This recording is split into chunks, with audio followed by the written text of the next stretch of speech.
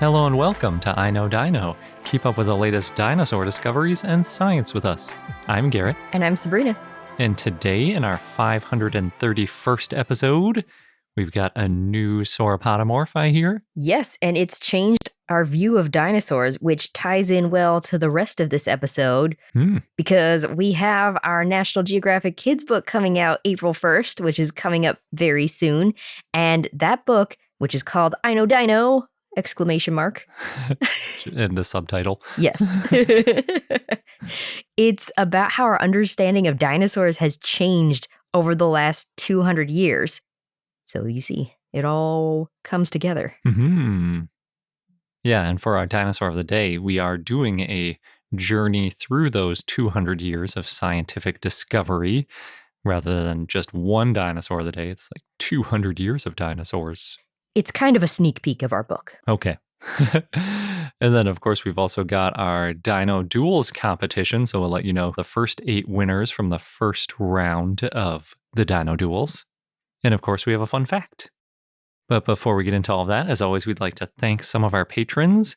And this week we have 10 new patrons to thank because we have that list of patrons who all joined in the last few months.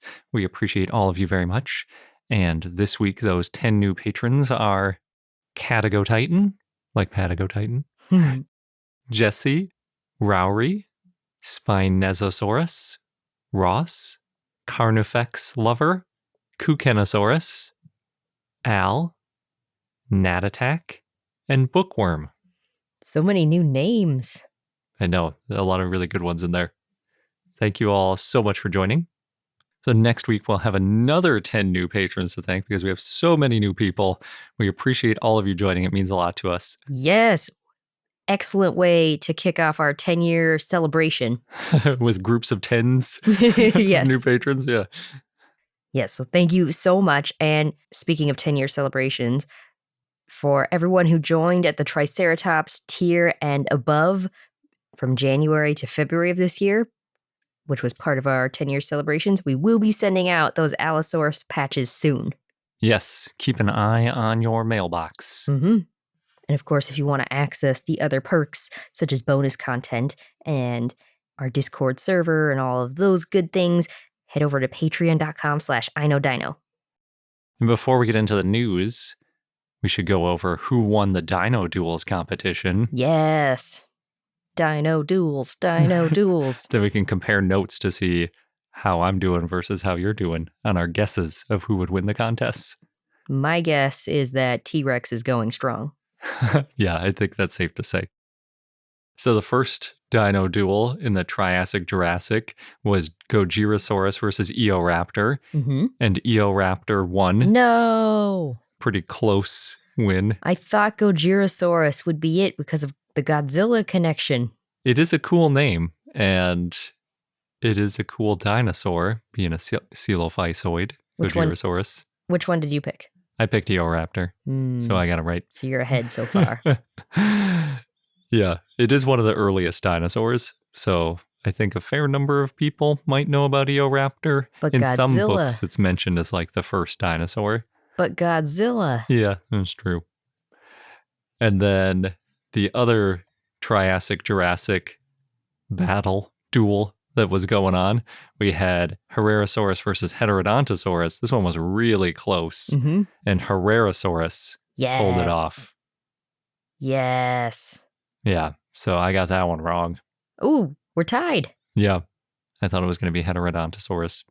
That was a hard choice for me.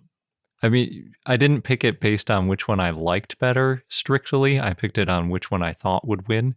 Although in this case, I do like Heterodontosaurus a little bit better. It's just so cool with its, beaky, tusky mouth. They are cool. They're pretty cute, but Herrerasaurus is also pretty cool. It is cool, yeah. It barely edged it out, 54% to 46% went for Herrerasaurus. So we're both 50-50 so far. Then there was the first Jurassic duel. That one was between Megalosaurus and Miragaia. This one, I was pretty sure was going to go to Miragaia, but Megalosaurus got it in a landslide. Why did you think Miragaia? Because it was the only stegosaur in the list. Megalosaurus, the first dinosaur named, just celebrated 200 years. We've talked about it so much on the show. Of course it's a Megalosaurus. But the Stegosaurus just sold for such a crazy price, and it has tons of fans. And I even mentioned, like, oh, there's no other Stegosaur, so you should, if you like Stegosaurs, you should go for Miragaia. I didn't remember that I had picked Miragaia, but at that point, but I thought it would win. It just seemed like a shoo-in to me. All right, I'm ahead. You are ahead. Someone did mention Miragaia is technically not valid anymore, so it's Tacentrurus. Yeah, but Miragaia is easier to say. And it's still a junior synonym, so you can still use it if you want. And then the other Jurassic duel was between Yangchuanosaurus and Giraffatitan. This one was not surprising to me that Giraffatitan won. All right, I've got 3 out of 4. I've only got 2 so far. I'm in good shape. I also guessed Giraffatitan. Much better name recognition, also one of the only sauropods. Maybe the only sauropod. Is this showing that people prefer sauropods to stegosaurs? Is that what that means? Well, we'll never know because the sauropod isn't going up against Miragaia. I thought they were going to go up against each other, but the stegosaur didn't even make it. They definitely prefer Megalosaurus to Miragaia. We know this much. Mm-hmm. Or we don't know what criteria people are using. They might just think that Megalosaurus would have won in a fight versus Miragaia, or they were going based on scientific significance. Who knows? So jumping over to the Cretaceous, we've got our first early Cretaceous one, Nigersaurus versus Deinonychus. And no surprise here, Deinonychus won. Yeah. Pretty much a landslide. Raptor. Yeah, it's hard. And Nigersaurus is not one of the most famous sauropods, so that's not too surprising. It's okay, we've got Giraffatitan. So you guessed Deinonychus? Well, yeah, it's a raptor. Okay, I guessed it too. My criteria was, what do I think's going to win? Oh, I see. Yeah, that's a good way to go about it. I think that's what I did too. The next one, also early Cretaceous, was Ichthyovenator versus Hypsilophodon. I thought it was going to be Hypsilophodon, but it was Ichthyovenator. All right. I'm on a roll. Clearly, the predators have a tendency to win, maybe in every one of these. Oh no, not Giraffatitan versus Yangchuanosaurus. The sauropod prevails. Well, except for against Deinonychus. Anyway. So, Ichthyovenator, the winner in that one. And then we've got Tyrannosaurus versus Albertosaurus. This one I'm fairly confident. Yeah, similar level of landslide to the other ones. Mm-hmm. About 3-1 people voted for Tyrannosaurus. So you got that one right? Oh, yeah. Did you? Yeah. And then last but not least, we've got Styracosaurus versus Citipodi or Cheetipodi. And that one went to Styracosaurus. The frill. Yeah. How do you not? By an even wider margin than Tyrannosaurus won. Styracosaurus won by. That might have been the widest margin of victory of any of the dinosaur duels. Ooh, then we're going to have Tyrannosaurus against Styracosaurus. Mm-hmm. Tyrannosaur versus Ceratopsian. Yeah. A classic battle. It is. So I got 5 out of 8. You got 6 out of 8? Sounds like. I got 7 out of 8. You got 7 out of 8? Yeah. Which one did you not get? Gyrosaurus. That's the only one you missed? It's the only one. You got Herrerasaurus, Megalosaurus, Giraffatitan, Deinonychus, Ichthyovenator, Tyrannosaurus, Styracosaurus. Oh man, you're sweeping the floor with me. You're 2 points ahead, but I can still make a comeback. You can. I bet there's also somebody listening who got all 8. Probably, yeah. But it comes down to the upcoming battles to see who really won it all. True. And fortunately for me, the only one I had going to the next round was Heterodontosaurus. So I can still claw back some good points. Yes. Because most of mine for future rounds are still in it. So there you go. Those are the winners for this week's round, the first round, the Sweet 16 round. I'm happy with those results. Yep. So we'll have only 4 more polls for this week because we've eliminated half of the dinosaurs. But if you want to vote on any of those 4 matchups, head over to patreon.com/IKnowDino. There will be 4 individual polls by the time this airs, and you'll be able to vote on your picks. And good luck. Yes, good luck. Jumping into the news, one of the many questions we have about dinosaurs is when did they start taking over Earth? Like, when did they start appearing everywhere on the planet? Mm-hmm. Rather than just being in one little local area, like maybe Brazil. Yes. It turns out it happened way earlier than we previously thought. Hmm. So, for a long time, we thought they started in the south, like you were saying, Brazil or Gondwana. And then they spread to the north, Laurasia. The oldest known dinosaur from the northern hemisphere was Lepidus. That's from about 221 million years ago, and it's a theropod that was found in the Dockham group in what's now Texas in the US. But now there's a new sauropodomorph, yay, sauropodomorphs, that shows that dinosaurs were in the northern hemisphere as early as 230 million years ago. So about 10 million years earlier. Yes. And actually, it might be a little bit earlier than that based on some tracks. But anyway, this changes what we know about dinosaurs because they were being more successful than we thought, even earlier than we thought. And again, that goes well with our theme of our National Geographic Kids book, I Know Dino! Exclamation mark. So this paper was published by David Lovelace and others in the Zoological Journal of the Linnaean Society. And it's from January of this year. We are catching up after parental leave. But you know what? It kind of worked out for this episode. So, like I mentioned, Garrett, a second ago, yes, there's this new sauropodomorph that's from about 10 million years, give or take, earlier. But there are footprints, trace fossils from even a few million years earlier than that the team found. Oh, it's all the same group. I was thinking we already knew about the track site, but they're talking about both at the same time. A little bit, yes. Yeah, and that track site was at the Gelm Dino track site. It was part of a right footprint. You can see the second, third, and fourth toes and a faint hand impression. These toes, they're relatively straight, they're long, they're slender, there's some claw impressions, so they think that it belongs to an early ornithischian, although it could also be a theropod. Okay, so there's two different lineages, either a sauropodomorph and an ornithischian or a sauropodomorph and a theropod. Yes, but the theropod or ornithischian lived several million years before this sauropodomorph. Yeah, and in the 230s of millions of years ago, that is right around the very earliest dinosaurs that we have, depending on what you consider a dinosaur versus a early ancestor to what became dinosaurs. Mm-hmm. But going back to the sauropodomorph and the bones, those fossils were found back in 2013 in Wyoming.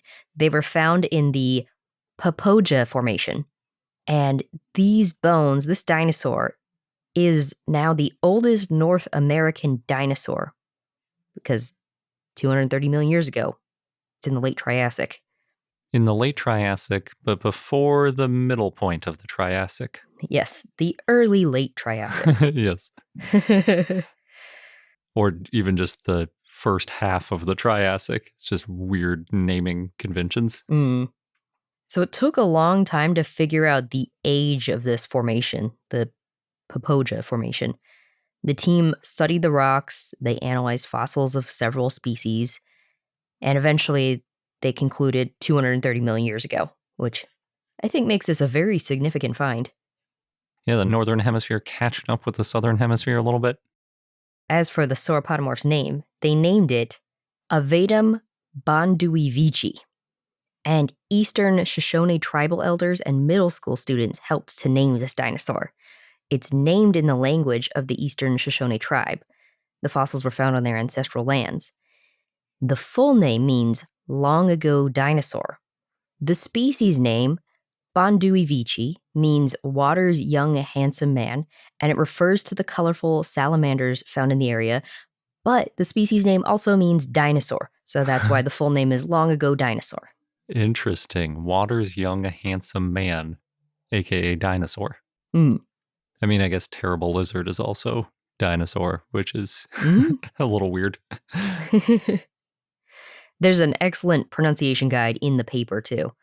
For example, it says for the species name, bon as in bonnet, Dewey as in Dewey, V as in ivy, and chi as in cheese. Dewey as in Dewey, huh? Instead of doughy. Oh, okay. The specific spot where the fossils were found, Garrett, is called Garrett's Surprise. Hmm. It's named after an undergraduate field assistant, Garrett Johnson, who found the locality. Well, good job, Garrett. So the holotype of this sauropodomorph is an isolated left astragalus, an ankle bone. And they also found part of a left femur, a thigh bone. So there's not too much there. But the details in those bones show that it's a sauropodomorph. And sauropodomorphs, as a reminder, they include sauropods, the largest dinosaurs with the long necks and tails. The early sauropodomorphs, though, were much smaller, though they did have small skulls and long necks and tails. However, they tended to walk on two legs. Yeah, if you're going this old, they might not have even had that significantly longer of a neck and tail than everything else around at the same time. True. Yeah, at that point, all the dinosaurs looked pretty similar. Yeah, and probably largely carnivorous or omnivorous. Yes. Kind of coelophysis looking. But the details on the ankle bone of this one is what makes it unique and why they were able to name it as a new genus.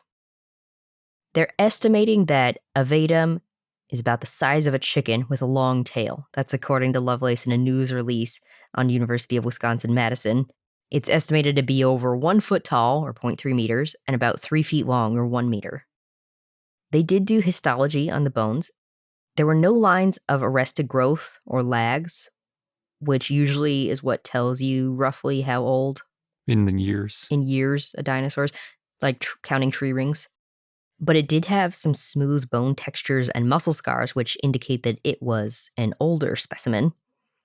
So even though there were no lags, it was probably on the older end, Yeah. more than a year oldish. And a lot of times sauropods don't have lags. I'm not sure how true that is of the early sauropodomorphs, but it's not too surprising. Yes. They don't think it was done growing. It was probably still slowly growing when it died because there was no external fundamental system, or EFS, which is this band of slow growing tissue that forms in the outermost layer of some bones. And if you have it, that's a sign that you're done growing. Yeah. Although sometimes the EFS is just like close together lags. So if there's no lags, Mhm. it's sort of foregone conclusion that there wouldn't be an EFS, but maybe you could piece it together with just the density alone without the actual lags. Yeah. So, like you were saying, Garrett, based on the time it lived, based on its relatives, it was likely an omnivore. And it lived in an area that's similar to probably modern day coastal Texas, with some dry periods and wet periods. The team also found an indeterminate silosaurid, not enough bones to name it though, from the same time and place as the sauropodomorph. So that's pretty cool. And then depending on whether or not you define a silosaurid as a dinosaur. Yeah. As an ornithischian, Mm-hmm. then you could have, if that other one isn't an ornithischian but is a theropod, was that the other potential option, I think? For the tracks? You could have all three of the major groups. Yeah. Well, the sauropodomorph and the tracks help show that dinosaurs were all over the world by 6 to 10 million years earlier than we previously thought. So pretty cool. Yeah, there's been that question before of during Pangea, was the center of Pangea essentially Africa and South America too hot to allow dinosaurs to easily cross it? So maybe they were just sort of stuck in Brazil and the surrounding area for a while before the climate changed a little bit, or they adapted a little bit to the hotter climates, and then they could make it across the desert and into other parts of the world. But now it sounds like at least some of them might have figured out a way to make it across. The sauropodomorphs, those clever animals. Well, at least one of them, right? Because it's not like all sauropodomorphs could make it across, because this is likely a different species and genus. Well, it was named a different genus than what was down in Brazil. Mm-hmm. So we often talk about dinosaurs as if they're one thing, and like, oh, they were all down there in Brazil, southern Brazil.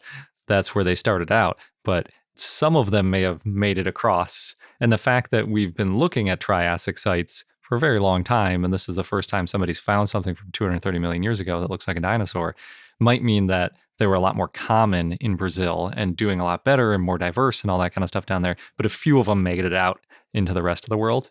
Could be. Or we just haven't found them yet. That is also very possible, because there's that huge bias in the fossil record of different areas preserve different time periods really well. So maybe we just don't have a good time period of that slice of dinosaurs in the northern hemisphere yet. Maybe it was all sauropodomorphs everywhere. Maybe. Probably not. Probably not. Considering you already mentioned silosaurs and a theropod / ornithischian trek. Good point. I was testing you. And we'll get into our Dinosaur of the Day segment in just a moment, but first, a quick word from our sponsors. Well, that brings us into our, I'm going to say Dinosaur of the Day segment, but this is a bit different from how we usually do the Dinosaur of the Day. It was, however, fortuitous that one of our patrons, Morgan, did request 200 years of dinosaurs through our Patreon and Discord. They said a journey through the scientific view of dinosaurs through 200 years would be quite a treat. And I said, that's great, because that's what our book is about. It's almost exactly what our book is about.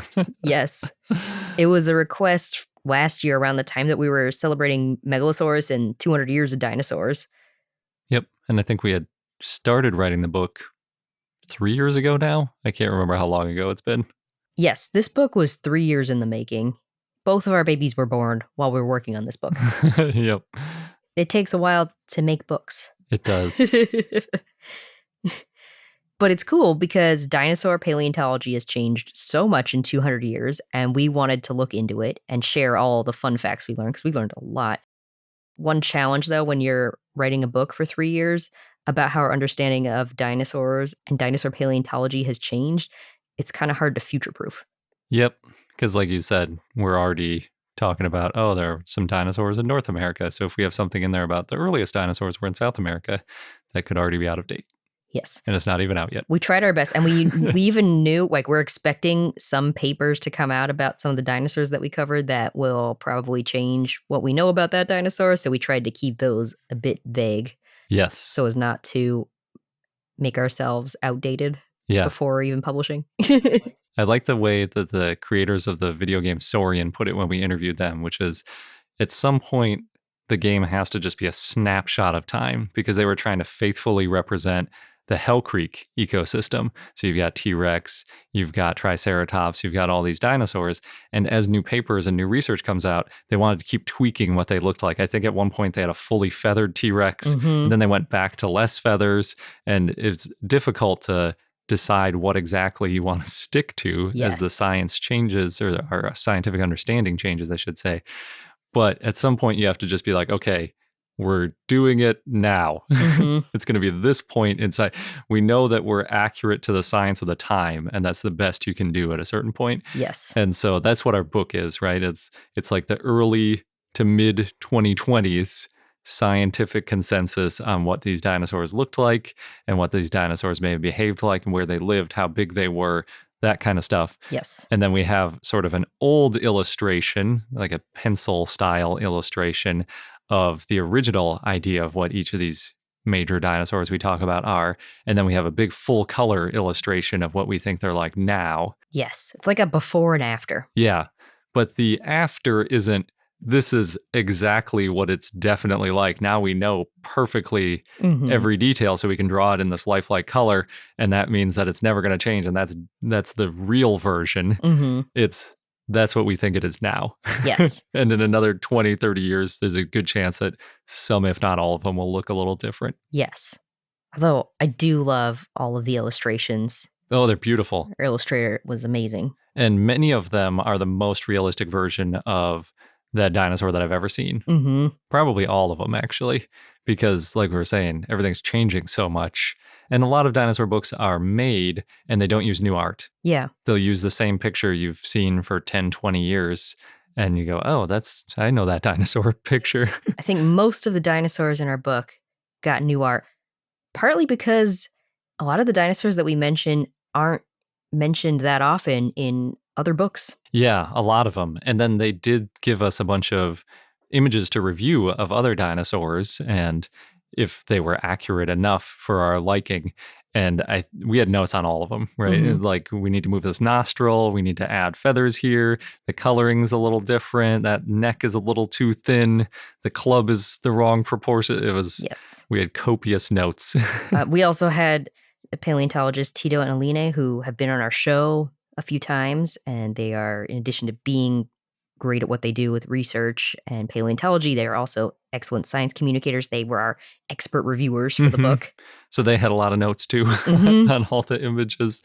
But when it all came together, I think it looks fantastic. Yes. Oh, yes. I'm very excited to see it in stores and everything. And we did, like we said, even though, some of this stuff, our understanding might change, and that's great because science is about changing or, being open to change, and dinosaur science is a great way to see that in action.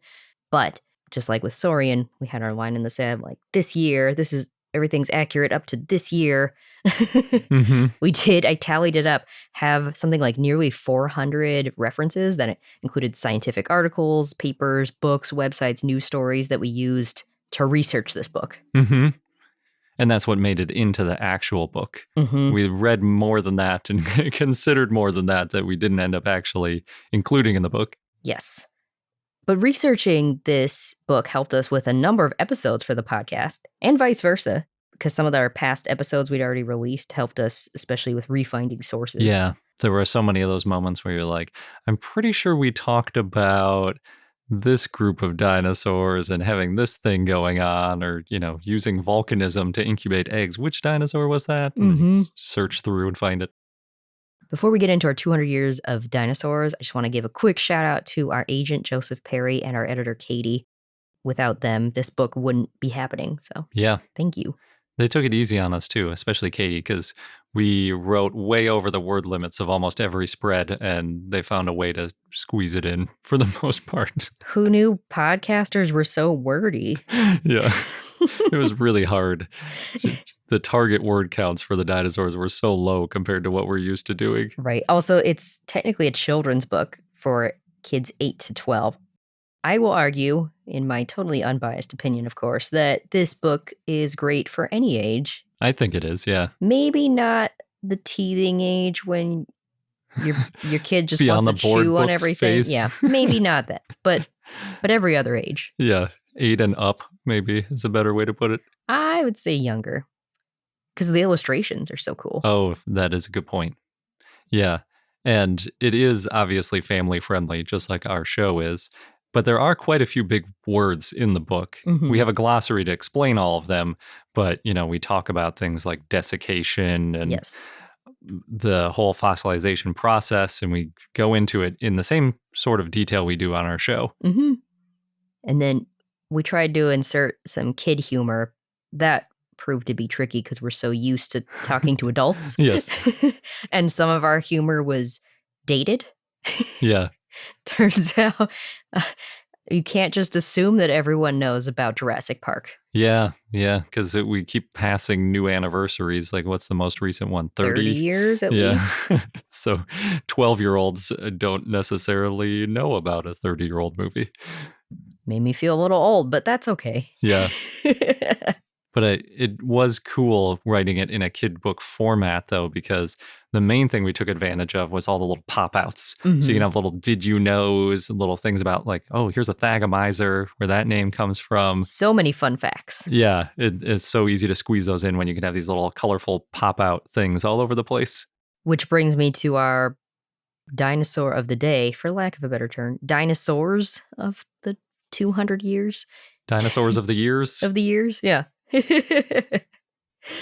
So we talk about a lot. Dinosaurs have been around, the non-avian ones specifically, for a long time, at least 167 million years. And longer if you include birds today. Yes, because they're still around today. Then it's just 230 or 235 or whenever the first one ago came up.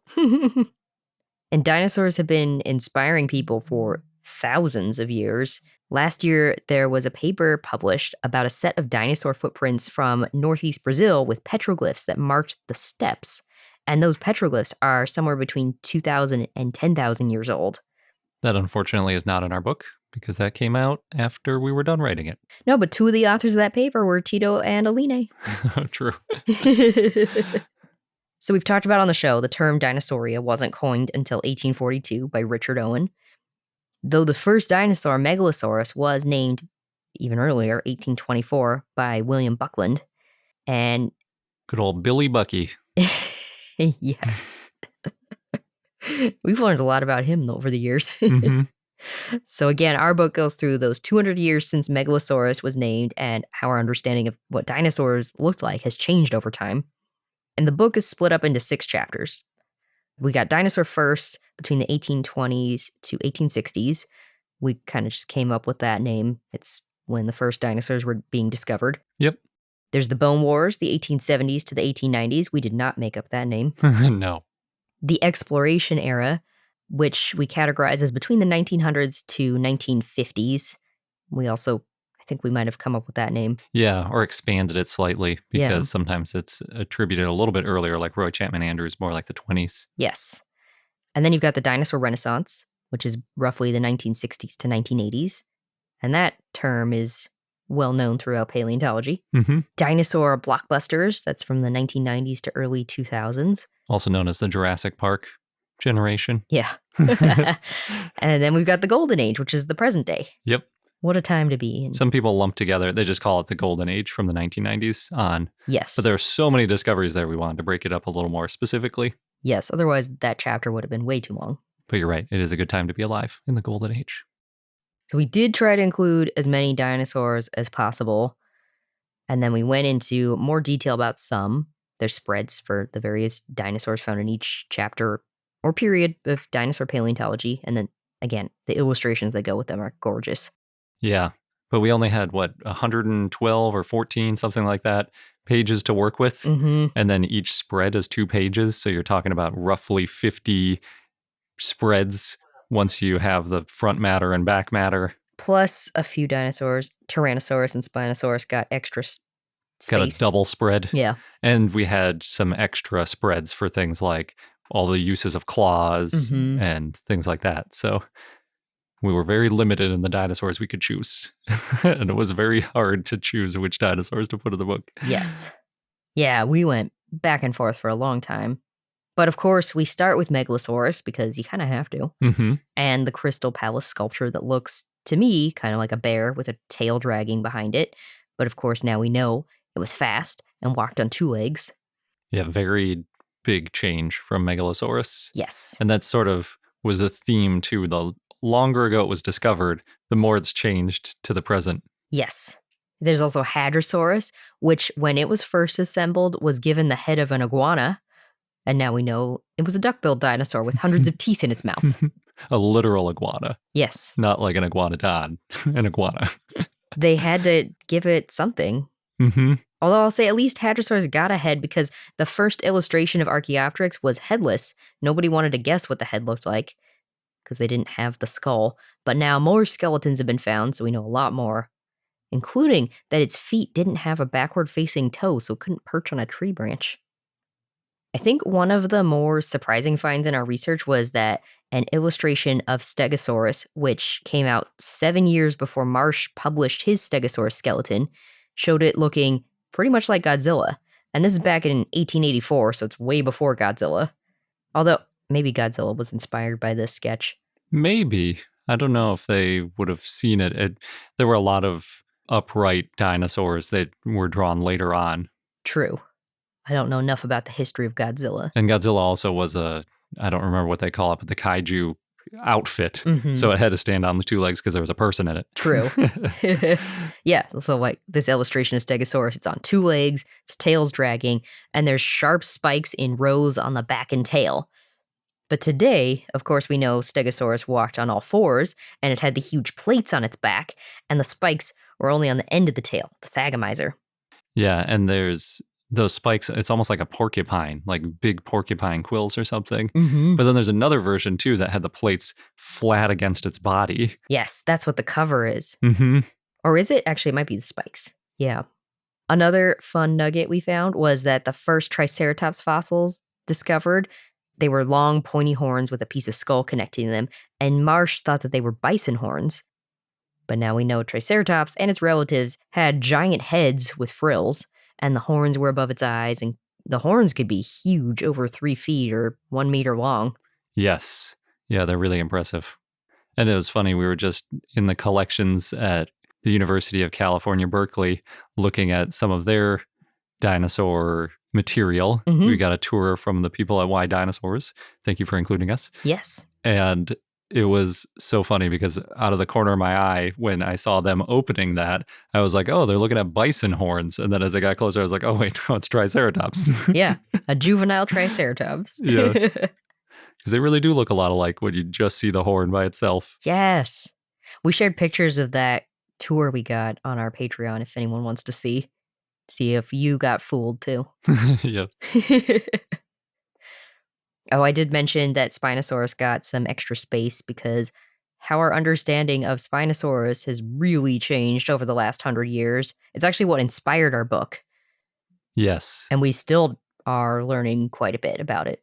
I love the illustration of Spinosaurus in there Mm-hmm. that shows the modern idea of what it looked like, depending on who you ask, because it's still Well, there's still the debate. not full consensus. How good of a swimmer was it? What is semi-aquatic anyway? Mhm. Yeah, because the first thoughts about it were that it walked on two legs. It had that tripod tail, so the tail's dragging or acting like a third leg. And now, depending who you ask, really strong swimmer that pursued fish Mhm. or some sort of swimmer. Yep. At least it was either standing in the water plucking out fish, or it was swimming in the water snatching fish. Mm-hmm. Maybe both. Finding a lot of skeletons has helped fill in a lot of the blanks with dinosaurs. We see that with dinosaurs like Psittacosaurus, where hundreds of them have been found. And Psittacosaurus is a pretty cute dinosaur. It's got that beaky head that looked a lot like a parrot, but with cheekbones that looked like horns. Because so many specimens have been found, we know a little bit about its colors, like it was counter shaded, light on the bottom, dark on the top to blend in with its surroundings. And my favorite fact is that it had a belly button. Mm-hmm. Actually, it's one of my favorite dinosaur facts. It's a very good fun fact. I bring it up a lot. Yeah, we used it at trivia recently, and a lot of people got that one wrong Yes. because you would think it grows in an egg. Why would it have a belly button? Mhm. They don't have an umbilical cord to attach to the mom, but in the case of Psittacosaurus and every dinosaur, they grew in an egg and they still needed to get nutrients from the egg sac and from the air around the egg, and they did it with an umbilicus type attachment. It's completely analogous. We just sort of have an egg inside a parent, whereas they have the egg on their own, so they still end up with the scar. Yes. The umbilicus. Mm-hmm. I prefer saying belly button. Yeah. There's another dinosaur where our understanding has almost completely changed, I would say, is Dinochirus. Oh, yeah. Because at first, we only found basically two giant arms. And it seemed like this really terrifying animal. But then many decades later, more fossils were found. And then overnight, or almost overnight, I would say, it became this goofy dinosaur. In some headlines, it was compared to Jar Jar Binks from Star Wars. Yeah.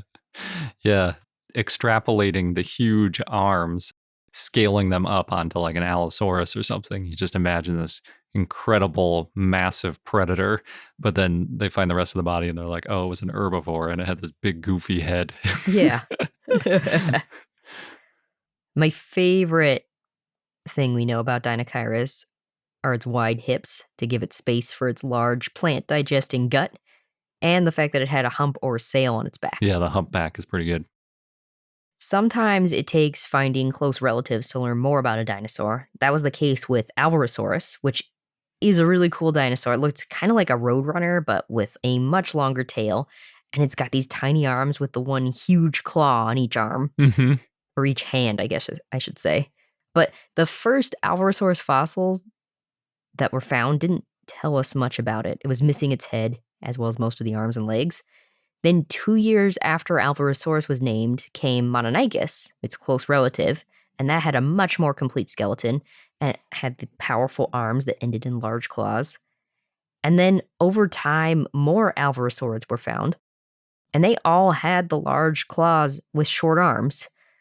It also seems that the later ones, the ones that lived later in time, had more specialized arms and claws, so they could probably break through termite mounds or anthills with their claws. Yeah, I liked the paper where they showed the transition. It's almost exactly what you imagine when you're imagining evolution in sort of fast forward versions. Like you start with 5 fingers, then 4, then 3, then 2, then 1. And like as it changes, that one finger gets bigger and more specialized slowly Yeah. over time.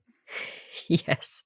Yeah, I mean, I think you're right. The consensus now, we used to ask almost everyone we interviewed for a little while, like, what do you think they were doing with those hands?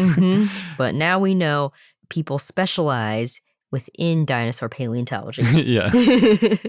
We liked getting a lot of opinions though, just because that was such a big mystery and one of our favorites. Yes. But yeah, the breaking open mounds is the one we hear the most now. Although there was the one that was named for chest bumping eggs, like eating eggs, kind of like Oviraptor. It's Yeah. just so tempting to think of something. You see all these beautiful eggs in the fossil record, and you think, yeah, something must have specialized in eating those. But it makes more sense that just everything would have eaten them if it got a chance, and it would be Yeah. hard to specialize on just that. So, yeah, it probably wasn't just for chest bumping eggs, unfortunately. As funny as that would be. Eggs might have been more of a rare treat. Yeah, probably. Parents tend to protect those pretty aggressively. There were some also fun mix-ups over time, like how initially it was thought that Velociraptor's large toe claws were on its hands and that Megaraptor's large hand claws were on its feet. Yeah. Yeah, that's very funny. Yeah, because it's like the Swift Caesar, and it was seizing with those hands, including a big claw. And then you find Megaraptor, and you're like, well, we'll name it after Velociraptor, which had that big claw on its foot, because this one had a big claw on its foot too. And then you find out, oh, wait, no, it has nothing to do with Velociraptor. They're not even really close relatives. That was a hand claw. Yep. So that's a taste of what you can find in our book. And again, it's called I Know Dino. And the subtitle, if you want the whole thing, Amazing Breakthroughs, Mega Mistakes, and Unsolved Mysteries in Dinosaur Science. And you can pre-order it now at bit.ly/IKDbook2025. Yep. Or you could probably go to Amazon and search I Know Dino, or wherever else you buy books. Yes. And thank you to everyone who has already pre-ordered and let us know. And if you do pre-order and let us know, we'll send you an exclusive addendum with info on a few dinosaurs we couldn't quite fit into the book. Which, if you're a Velocireader, which is the name we call ourselves for our book launch team, you'll have already gotten this. But don't worry, we've got some other stuff to give you, our Velocireaders. Yeah, other fun prizes, treats, goodies. And if I made a shorter link, so if you want to order the book, you can get it at bit.ly/iknowdinobook. And if you want to tell us that you ordered it so that we can send you that exclusive addendum, you can go to bit.ly/I-ordered-the-book. Yes. All lowercase. But make sure that you pre-order before April 1st, because the book comes out April 1st. As long as it's a pre-order, we will give you the exclusive addendum. Yes, because pre-ordering will help to boost us in the rankings, and hopefully more people will see the book that way. And our fun fact of the day is that no birds today have teeth, but some birds do have tongues which are covered in long spikes. Ah! Yeah. And some of them also have serrated bills and all sorts of other things that are sort of analogous to teeth. That fun fact comes from our book. I think it would be kind of fun, rather than saying that the non-avian dinosaurs went extinct at the end of the Cretaceous, if we just said the dinosaurs with teeth went extinct at the end of the Cretaceous, because that's also true. And I think it gives a pretty easy, you don't have to know what a non-avian dinosaur is versus an avian dinosaur. That's true. Maybe we'll just start saying that from now on. Yeah. It doesn't include all of them, because there's things that didn't have teeth that also went extinct that were, like some oviraptorids and things that didn't have teeth. So non-avian is more specific, but it is a fun way to say it. The tooth-having dinosaurs, the toothed dinosaurs went extinct at the end of the Cretaceous. And I guess some of the avian dinosaurs did go extinct at the end of the Cretaceous, so that's not the most clear either. And then I have another fun fact, because that one was so short. It's that the sharp points in Oviraptor's mouth aren't teeth, but actually points sticking directly out of the palate. Yes, I remember when we were looking at the illustration for Oviraptor in our book, and we thought, wait a minute, is this too confusing? Because I think like right next to it or near it, we talk about how dinosaurs today, birds, don't have teeth. Yeah. We're like, and then we have this picture, and it looks like it's got two teeth right there on the top of its mouth, but those are actually points in the palate. sort of like you get in some other animals. Sometimes they are palatine teeth, so they're actual teeth sticking out of the palate. But in the case of Oviraptor, they're just these points, like bone sticking down from the palate, not really teeth. That's what it was. We talked about how Oviraptor specifically didn't have teeth. Mm. That's what would have made that more confusing. Yeah, you look at the picture and you think, wait a second, I see teeth. What do they mean? Yeah. So even the non-avian dinosaurs were doing different tricks where some of them were toothless and they were coming up with ways to basically have the function of teeth without having true teeth in their mouth. So you can read those fun facts, see that picture of Oviraptor, and more if you pre-order our book, bit.ly/iknowdinobook. Yes. And then let us know if you pre-order it at bit.ly/I-ordered-the-book. And we'll send you an addendum.